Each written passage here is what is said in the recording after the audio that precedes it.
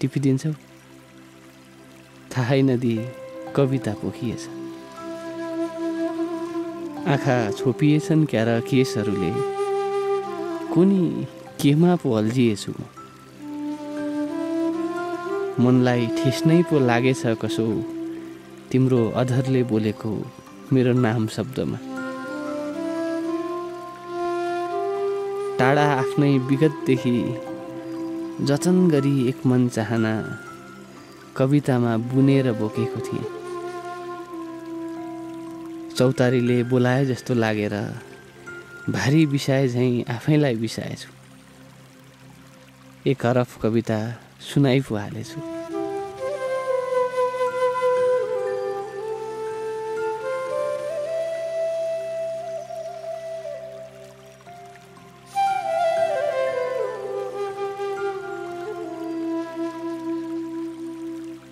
खै कनी के पो हौ राम्रैसँग हिँड्दै थिएँ म त आफ्नै जस्तो लागेर तिम्रा गोडाहरू तिम्रै चालमा हिँड्न पुगेछु।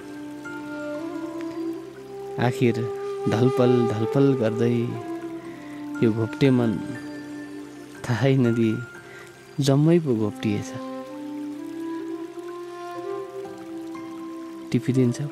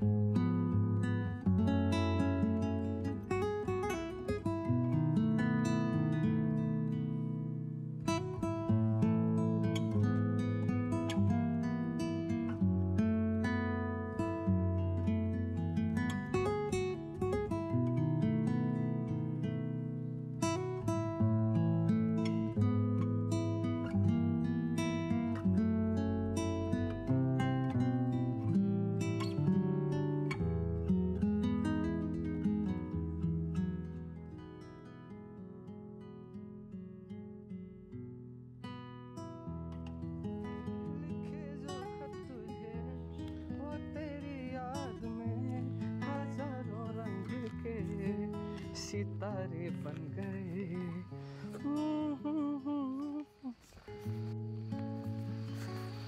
ल है साथीभाइ हो म चाहिँ यो चिठी पुर्याउने हिँडेँ यो प्रेम पत्र। अब यो कहाँ पुग्ने हो यसको ठेगाना कहाँ हो चाहिँ यो तपाईँहरूलाई म अहिले भन्दिनँ।